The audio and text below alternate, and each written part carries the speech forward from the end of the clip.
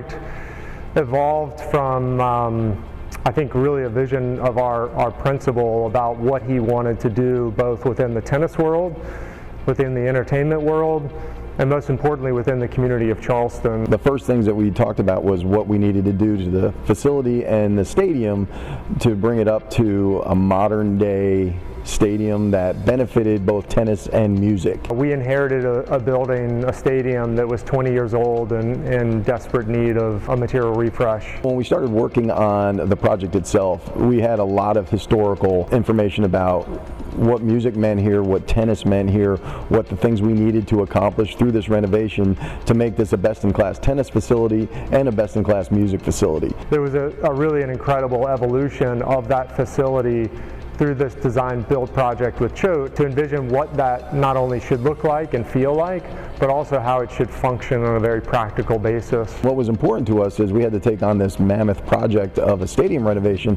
at the same time operating a tennis facility, and that was an art all in itself, and that's where Choate really did a great job for us in making sure that everything that was being done on the stadium renovation really didn't have a true effect on anything we were doing day to day. Timing was a real concern, and I think we found through the entirety of the process that working with the team at Choate, that was something they were very comfortable with. Every project we saw around us was running into issues of getting product. It could be supply chain issues, what have you. We saw it everywhere.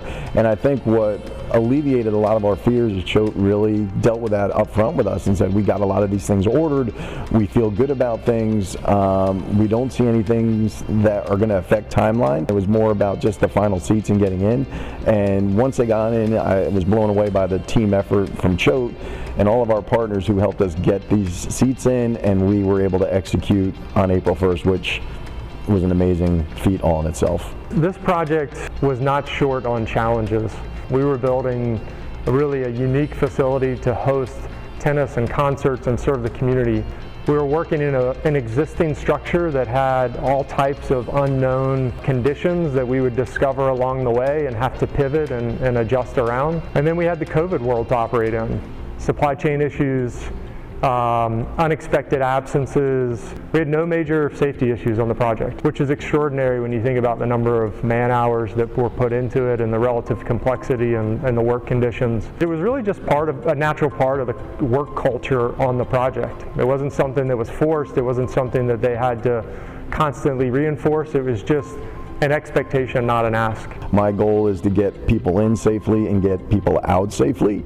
So when we started talking safety with Choate at the beginning of this process, it was a really good conversation because their whole goal during this whole project was to make sure that people had their hard helmets on, they were wearing their safety vests. Their attention to detail on safety played very much into what we do every day. Partnership is really important to us, and we value delivery, but ultimately, Choate both assured us with respect to timing and their ability to deliver. Communication from the beginning was great through the process, but more importantly, when this was done and we were working through our first live event, they were there for us, and that was simply an amazing thing for me. They have solidified that partnership in an even more meaningful way. They are our go-to, our de facto experts as we think about construction on a go-forward basis, given their ability to deliver on all elements of this project.